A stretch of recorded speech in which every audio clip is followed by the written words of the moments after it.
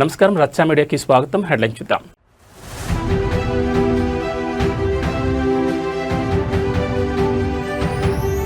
Finance commission నిధుల దుర్వినియోగం, జగన్ 5 ఏళ్ల విధ్వంసకర పాలనపై కూటమి ప్రభుత్వం సంచలన వ్యాఖ్యలు.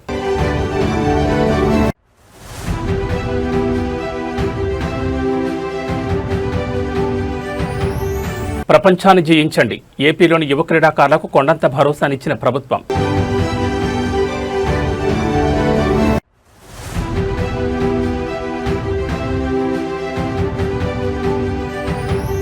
తుమ్మిడిహెట్టి బ్యారేజ్ ఎత్తు పెంపు, మహారాష్ట్రను ఒప్పించాలని కేంద్ర జలశక్తి మంత్రికి సీఎం రేవంత్ రెడ్డి విజ్ఞప్తి.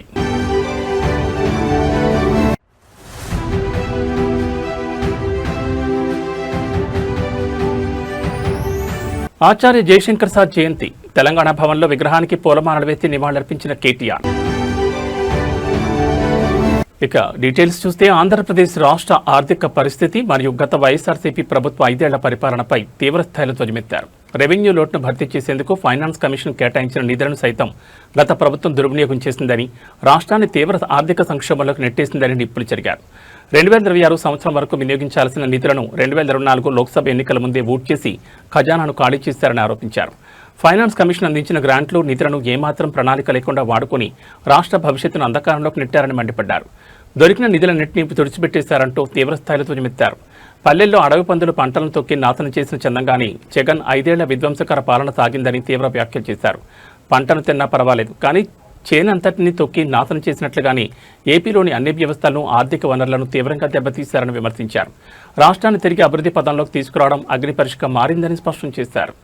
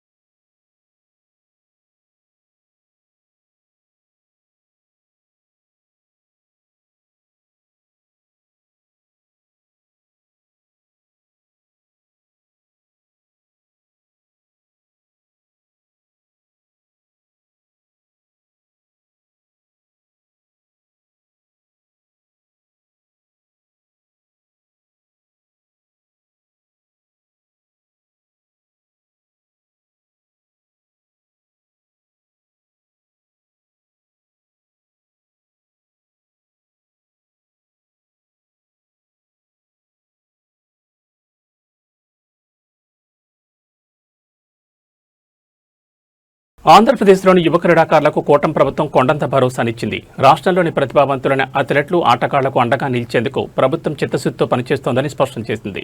సరైన అవకాశాలు అందక ఏ ఒక్క క్రీడాకారుడు కూడా వెనుకబడిపోకూడదనే ఉద్దేశంతో ప్రత్యేక చర్యలు చేపడుతున్నట్లు ప్రకటించింది. యువ క్రీడాకారులను ఉద్దేశించి మాట్లాడిన ప్రభుత్వ పెద్దలు, మీకు అండగా వెన్నంటి నిలవడానికి కూటమి ప్రభుత్వం పూర్తి చిత్తశుద్ధితో ఉందని భరోసా ఇచ్చారు. ఆర్థిక స్తోమత లేకపోయినా, సరైన వస్తువులు అందకపోయినా క్రీడాకారులు నిరుత్సాహపడాల్సిన అవసరం లేదని, ప్రభుత్వమే వారికి అన్ని విధాలుగా వెన్నుదన్నుగా నిలుస్తుందని స్పష్టం చేశారు. అందుబాటులో లేకపోవడం వల్ల ఏ బిడ్డ కూడా తమ బంగారు భవిష్యత్తుని, అవకాశాలను కోల్పోకూడదనేదే మా ప్రధాన ప్రయత్నమని పేర్కొన్నారు. మీతో మేమున్నాం, ప్రపంచాన్ని జయించండి, మన ఆంధ్రప్రదేశ్ను, దేశాన్ని ప్రపంచ వేదికపై సగర్వంగా నిలబెట్టండి అంటూ యువ క్రీడాకారులు అపారమైన ఆత్మవిశ్వాసాన్ని నింపారు. ప్రభుత్వం అందిస్తున్న ఈ ప్రోత్సాహంపై రాష్ట్రంలోని క్రీడాకారులు, యువత హర్షం వ్యక్తం చేస్తున్నారు. As a state, we are committed to our young athletes who are here. We are here to support. Anytime, anything, our doors are always open to you. The SAP chairman, Ravi Naidu, though has come out of university politics, understands the importance of sports, understands the vision of my chief minister. So we are always there for you. We believe that no child should lose an opportunity because an opportunity was not available to you. So we are here. We stand for you. Go conquer the world. Make Andhra Pradesh proud. Make Bharat proud. Delhi పర్యటనలో ఉన్న తెలంగాణ ముఖ్యమంత్రి రేవంత్ రెడ్డి నీటిపారుదల శాఖ మంత్రి ఉత్తమ్ కుమార్ రెడ్డితో కలిసి కేంద్ర జలశక్తి మంత్రి సిఆర్ పాటిల్తో సమావేశమయ్యారు. ప్రాణహిత నదిపై తుమ్మిడిహెట్టి బ్యారేజ్ నిర్మాణ ఎత్తును 150 నుంచి 152 మీటర్లకు పెంచేలా మహారాష్ట్ర ప్రభుత్వం నుంచి అనుమతులు ఇప్పించాలని ఈ సందర్భంగా కేంద్ర మంత్రిని విజ్ఞప్తి చేశారు. పూణేలోని CWPRS అధ్యయనం ప్రకారం బ్యారేజ్ ఎత్తు పెంచిన మహారాష్ట్రలో ముంపు ప్రభావం పెద్దగా ఉండదని, 50% ముంపు నదీ గర్భంలోనే ఉంటుందని రేవంత్ రెడ్డి వివరించారు. ఎత్తు 150 కంటే ఎక్కువ ఉంటేనే గ్రావిటీ ద్వారా ఉచితంగా నీటి సరఫరా సాధ్యమవుతుందని, దీనివల్ల వేల కోట్ల విద్యుత్ భారం తగ్గుతుందని తెలిపారు. ఉమ్మడి ఆదిలాబాద్ జిల్లాను సస్యశ్యామలం చేసేందుకు ఈ ప్రాజెక్టు అత్యంత కీలకమని స్పష్టం చేశారు. ప్రధానమంత్రి కార్యాలయం నుంచి అందిన లేఖపై స్పందించిన కేంద్ర జలశక్తి మంత్రి CR పాటిల్ ముందుగా CWC ఆధ్వర్యంలో తెలంగాణ, మహారాష్ట్ర అధికారులతో సమావేశం ఏర్పాటు చేస్తామని వెల్లడించారు. అనంతరం 2 రాష్ట్రాల నీటిపారుదల శాఖ మంత్రుల స్థాయి సమావేశాన్ని నిర్వహిస్తామని హామీ ఇచ్చారు. ఈ సమావేశంలో ఎంపీలు, నీటిపారుదల శాఖ ప్రిన్సిపల్ సెక్రటరీ శ్రీధర్ సహా పలువురు ఉన్నతాధికారులు పాల్గొన్నారు.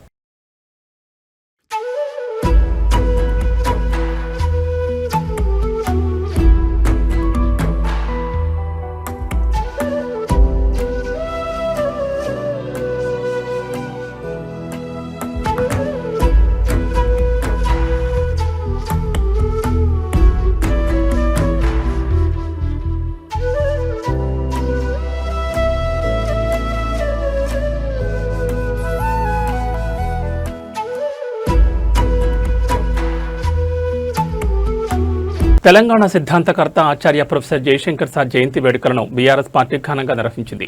హైదరాబాద్లోని తెలంగాణ భవన్లో BRS working president KTR, party ముఖ్య నాయకులు మరియు ప్రజాప్రతినిధులతో కలిసి జయశంకర్ విగ్రహానికి పూలమాలలు వేసి ఘనంగా నివాళులర్పించారు.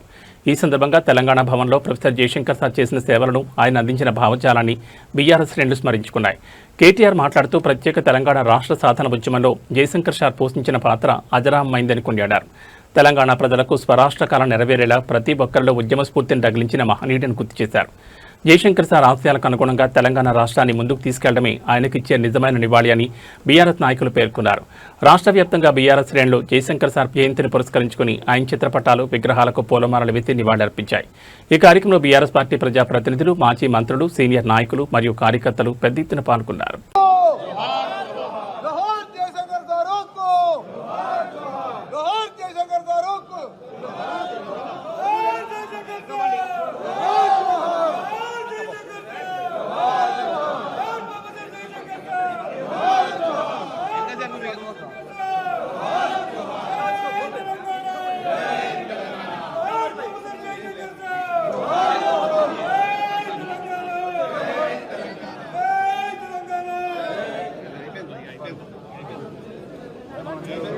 అర్ధరాత్రి వేళ ఆపదలో ఉన్న ఓ తల్లి బిడ్డకు కాంగ్రెస్ సీనియర్ నాయకుడు జగ్గారెడ్డి కొండంతనగానిచ్చారు.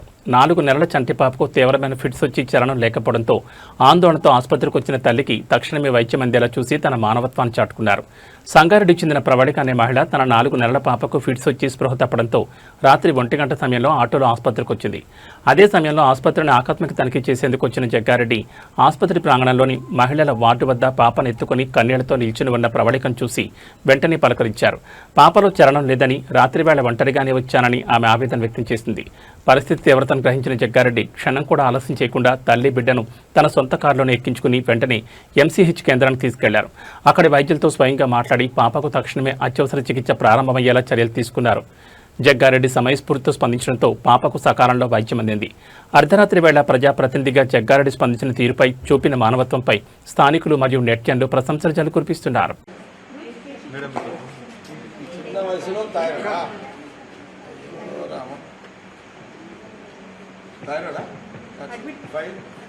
ఇప్పుడు వచ్చినావా ఉండేది ఎక్కడ సంగారెడ్డిలో?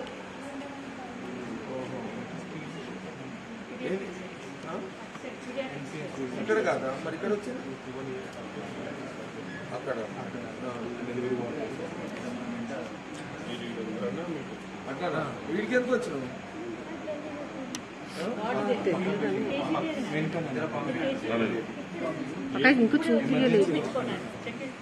ఎక్కడ ఎక్కడ ఎవరు డాక్టర్?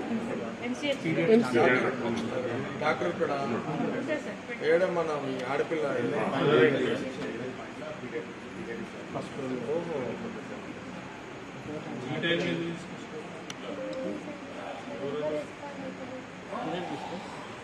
సరే చూద్దాం.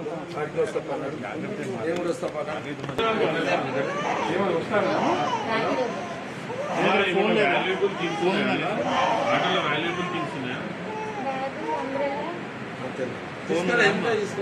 కింద లేడట అటు పోయి చూస్తాం పంపిస్తాం. నంబర్ ఉంది కదా, ఫోన్ నంబర్ ఉందా?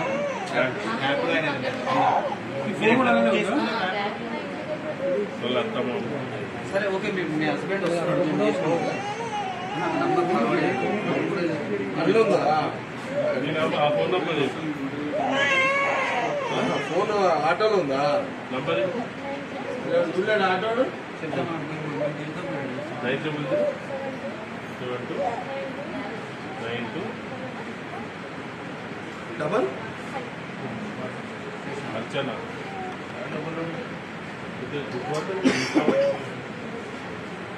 సరే మనోడు ఉన్నాడు కదా, పంపిన నేను చూసి పంపిస్తాను. సరే మనోడు ఆయన వస్తున్నా చూసుకో. కూటమి ప్రభుత్వం మరియు ముఖ్యమంత్రి చంద్రబాబు నాయుడు వ్యవసాయ విధానాలపై వైఎస్ఆర్ కాంగ్రెస్ పార్టీ అధినేత వైఎస్ జగన్మోహన్ రెడ్డి తీవ్రస్థాయిలో ధ్వజమెత్తారు. రాష్ట్రంలో చంద్రబాబు హయాంలో ఏ ఒక్క పంటకు గిట్టుబాటు ధర లభించడం లేదని, రైతులు తీవ్రంగా నష్టపోతున్నారని మండిపడ్డారు. చంద్రబాబు పాలనలో ఒక్క పంటకు తప్ప ఏ పంటకు మద్దతు ధర దక్కడం లేదని వైఎస్ జగన్ ఎద్దేవా చేశారు. ఆ ఒక్క పంట ఏంటో తెలుసా అని ప్రశ్నిస్తూ అది చంద్రబాబు వెన్నుపోటు పార్టీకి చెందిన మనుషులు పండించే గంజాయి పంట మాత్రమేనంటూ సంచలన వ్యాఖ్యలు చేశారు. పండించిన పంటను అమ్ముకోలేక రైతులు రోడ్లపై పారబోసే పరిస్థితి వచ్చిందని ఆవేదన వ్యక్తం చేశారు. బియ్యం తింటే క్యాన్సర్ వస్తుందంటూ అసత్య ప్రచారాలు చేస్తున్నారని, అందుకే వరి పంటకు గిట్టుబాటు ధర లేకుండా చంద్రబాబు కుట్ర చేస్తున్నారని వైఎస్ జగన్ ఆరోపించారు. రాష్ట్రంలో ప్రధాన పంటలకు మద్దతు ధర కల్పించడంలో ప్రభుత్వం పూర్తిగా విఫలమైందని, రైతాంగాన్ని అప్పుల ఊబిలోకి నెట్టివేస్తున్నారని తీవ్రస్థాయిలో విమర్శించారు. రైతుల సమస్యలపై తమ పోరాటం కొనసాగుతుందని వైఎస్ జగన్ స్పష్టం చేశారు. ఏ రైతుకు గిట్టుబాటు ధరలు రాలేదు, ఏ పంటకు చంద్రబాబు గారి హయాంలో గిట్టుబాటు ధరలు రాలేదు. గిట్టుబాటు ధరలు వచ్చింది కేవలం ఒకే ఒక్క పంటకు. ఆ రైతులు కూడా చంద్రబాబు గారి వెన్నుపోటు పార్టీకి సంబంధించిన మనుషులే. అది ఏ పంటో తెలుసా? ఓ గంజాయి తప్ప. చంద్రబాబు నాయుడు గారు అంటాడు బియ్యం తింటే క్యాన్సర్ వస్తుందంట, కాబట్టి వరికి గిట్టుబాటు ధరలు రాకుండా డమాల్ చేసే కార్యక్రమం చేశాడు. చంద్రబాబు నాయుడు అంటాడు మిర్చి తింటే అసిడిటీ వస్తుందంట, కాబట్టి మిర్చి పంటకు గిట్టుబాటు ధరలు రాకుండా డమాల్ చేశాడు. మామిడి తింటే చంద్రబాబు నాయుడు గారు అంటారు షుగర్ వస్తుందట, అందుకే మామిడి పంటను కూడా డమాల్ చేశాడు. గిట్టుబాటు ధరలు లేకుండా రైతులు రోడ్డు మీదకి వచ్చాడు. ఇక పొగాకు పరిస్థితి చూస్తే హెల్త్ దెబ్బతింటుందంట, పొగాకుకు మంచి రేట్ వస్తే అని పొగాకు రైతులకు కూడా ఇవాళ డమాల్ అనిపించాడు. చంద్రబాబు నాయుడు గారి పరిపాలనలో రైతులు హానికరం, వ్యవసాయానికి చంద్రబాబు నాయుడు గారి పరిపాలన ప్రమాదకరంగా ఈ రోజు రాష్ట్రంలో పరిస్థితులు ఉన్నాయి. ఏలూరు జిల్లా ద్వారకా తిరుమల డాక్టర్ బిఆర్ అంబేద్కర్ గురుకుల పాఠశాలలో ప్రిన్సిపల్ కాఠిన్యం తీవ్ర కలకలం రేపింది. 5వ తరగతి చదువుతున్న ఓ చిన్నారి పుట్టినరోజు వేడుకలు చేసుకునేందుకు వచ్చిన తల్లి బంధువుల పట్ల ప్రిన్సిపల్ ప్రదర్శించిన ప్రవర్తనపై తీవ్ర ఆగ్రహావేశాలు వ్యక్తమవుతున్నాయి. పాప పుట్టినరోజు సందర్భంగా కేక్, కొత్త బట్టలతో గురుకుల పాఠశాలకు వచ్చిన తల్లి బంధువులను ప్రిన్సిపల్ లోపలికి వెళ్లనివ్వకుండా అడ్డుకున్నారు. సాయంత్రం వరకు పాఠశాల గేటు వద్ద నిరీక్షించిన బంధువులతో వాగ్వాదాన్ని దిగిన ప్రిన్సిపల్ సాయంత్రం వేళ ఆ 5వ తరగతి చిన్నారిని కూడా పాఠశాల నుంచి బయటకు పంపించేశారు. సమయం దాటిపోవడంతో రాత్రి వేళ స్వగ్రామానికి వెళ్లేందుకు బస్సులు లేక ఆ చిన్నారి తల్లి మరియు బంధువులు బస్టాండ్లోనే బిక్కుబిక్కుమంటూ రాత్రంతా గడిపారు. విద్యాశాఖ మంత్రి నారా లోకేష్ విద్యా వ్యవస్థలో తీసుకొచ్చిన మార్పు ఇదేనా అని, గురుకులాల్లో విద్యార్థుల భద్రతను పణంగా పెట్టిన ప్రిన్సిపల్పై చర్యలు తీసుకోవాలని నెటిజన్లు, స్థానికులు ప్రశ్నిస్తున్నారు. ఈ ఘటనపై ఉన్నతాధికారులు తక్షణమే స్పందించి ప్రిన్సిపల్పై కఠిన చర్యలు తీసుకోవాలని డిమాండ్ చేస్తున్నారు.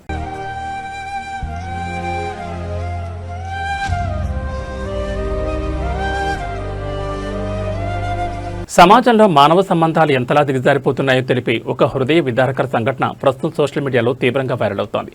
పిల్లల భవిష్యత్ కోసం తమ జీవితమంతా దారపోసి రెక్కలు ముక్కలు చేసుకున్న ఒక తండ్రికి చివరికి వృద్ధాశ్రమే దిక్కైంది. చనిపోయిన తర్వాత కూడా ఆ తండ్రికి కనీస అంతిమ వీడ్కోలు చెప్పడానికి కన్న కూతురు రాలేకపోయిన వైనం అందరినీ కలిచివేస్తోంది. సమాజంలో మానవ సంబంధాలు ఎంతలా దిగజారిపోతున్నాయో తెలిపే ఒక హృదయ విదారకర సంఘటన ఇది. పిల్లల భవిష్యత్ కోసం తమ జీవితమంతా ధారపోసి రెక్కల ముక్కలు చేసుకున్న ఒక తండ్రికి చివరికి వృద్ధాశ్రమే దిక్కైంది. చనిపోయిన తర్వాత కూడా తండ్రికి కనీస అంతిమ వీడ్కోలు చేయడానికి కూడా కూతురు రాలేకపోయింది. తండ్రి భౌతికాయం ముందు కనీసం బాధపడకపోగా అంత్యక్రియలు ఎప్పుడు ముగుస్తాయంటూ ఆ కూతురు అడిగిన తీరుపై నెటిజన్లు తీవ్ర ఆగ్రహం వ్యక్తం చేస్తున్నారు. పాఠాలు నేర్పిన తండ్రి పట్ల ఈ స్థాయి నిర్ణయం ప్రదర్శించడం మానవత్వానికే మచ్చని సోషల్ మీడియా వేదికగా మండిపడుతున్నారు. పాశ్చాత్య సంస్కృతిలో మునిగిపోయి కన్నవారిని మర్చిపోతున్న తీరుపై చర్చలు జరుగుతున్నాయి. కన్నవారిని వృద్ధాశ్రమాల్లో వదిలేసి కనీస బాధ్యత మర్చిపోతున్న వారి వైఖరిపై సమాజం తీవ్రంగా ఆలోచించాల్సిన అవసరం ఎంతైనా ఉంది.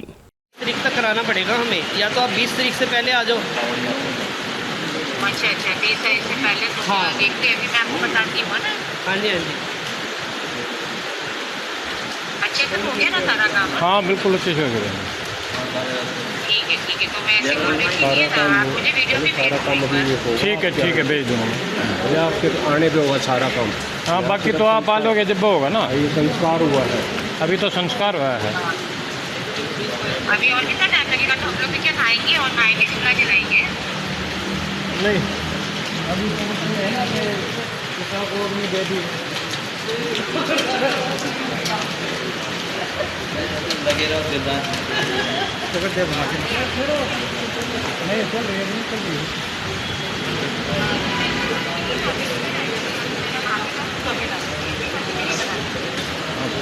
बस 10-15 मिनट में हो जाएंगे। हाँ हाँ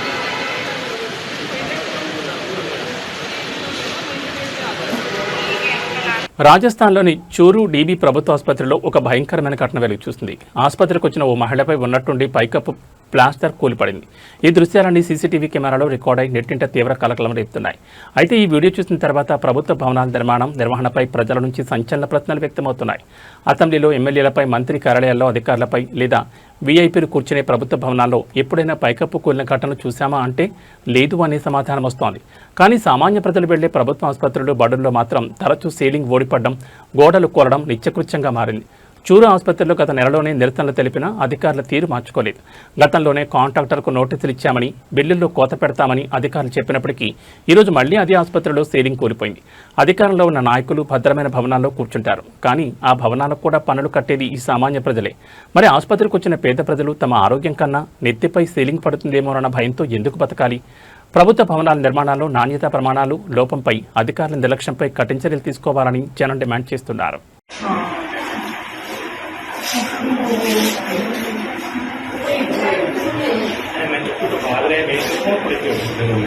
తూర్పుగోదావరి జిల్లా రాజమండ్రిలో అత్యంత దారుణమైన సంఘటన వెలుగు చూసింది. స్వల్ప వివాదాన్ని మనసులో పెట్టుకుని మద్యం మత్తులో ఇద్దరు యువకులు క్రూరత్వానికి తెగబడ్డారు.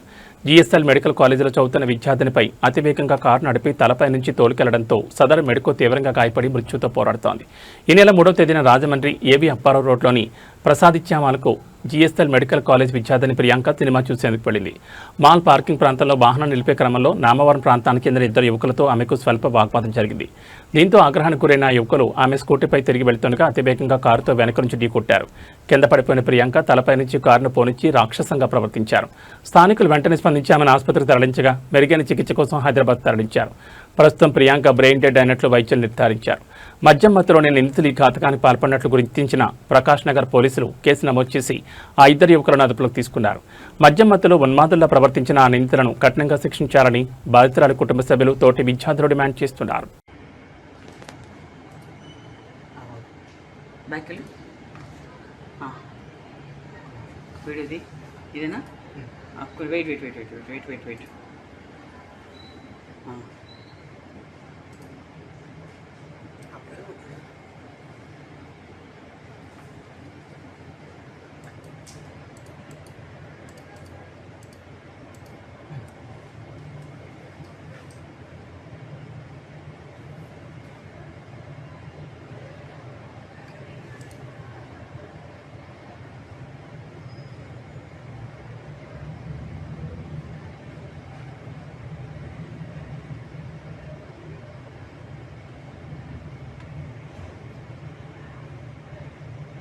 హైదరాబాద్ బులియన్ మార్కెట్లో ఇవాళ పసిడి ధరలు ఒక్కసారిగా భారీగా దూసుకెళ్లాయి. అంతర్జాతీయ మార్కెట్ ప్రభావంతో పాటు స్థానిక డిమాండ్ కారణంగా బంగారం ధరలు మునిపెన్నడూ లేని రీతిలో రికార్డు స్థాయిలో ఎగబాకాయి. మార్కెట్ వర్గాల సమాచారం ప్రకారం ఇవాళ 24 క్యారెట్ల 10 గ్రాముల బంగారం ధర ఏకంగా 2,890 పెరిగి 1,49,730కి చేరుకుంది. అంటే దాదాపు 1,00,000 మార్క్ సమీపంలోకి పసిడి రేటు దూసుకెళ్లింది. ఇక ఆభరణాల తయారీకి ఎక్కువగా ఉపయోగించే 22 క్యారెట్ల 10 గ్రాముల పసిడి ధర 2,650 ఎగబాకి 1,37,250 వద్ద పలుకుతోంది. తెలుగు రాష్ట్రాల్లోని ప్రధాన నగరాల్లో ప్రాంతాన్ని బట్టి ఈ ధరల్లో స్వల్ప తేడాలు ఉండే అవకాశం ఉంది. బంగారంతో పాటు వెండి కూడా మార్కెట్లో గరిష్ట స్థాయిలోనే కొనసాగుతోంది. ప్రస్తుతం మార్కెట్లో కేజీ వెండి ధర 2,40,000గా నమోదు కావడం గమనార్హం.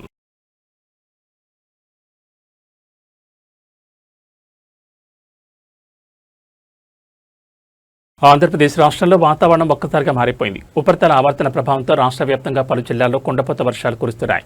పలు ప్రాంతాల్లో ఇప్పటికే భారీ వర్షం నమోదు కాగా మరికొన్ని జిల్లాలకు విపత్తు నిర్వహణ సంస్థ వర్ష సూచనతో పాటు పిడుగుల హెచ్చరికలు జారీ చేసింది. ఉపరితల ఆవర్తనం కారణంగా ఎన్టీఆర్ జిల్లా మైలవరం, కంచికిచర్ల మండలాల్లో వర్షం దంచుకొట్టింది.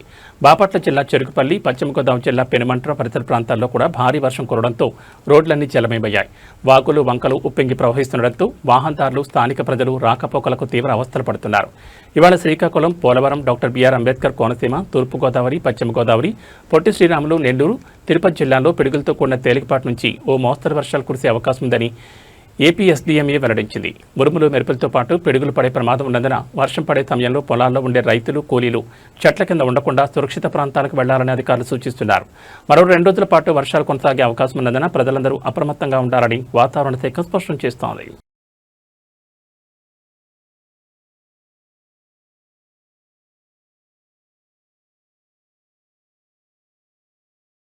ఏబీ బులెటిన్ విశేషాలు. నమస్కారం.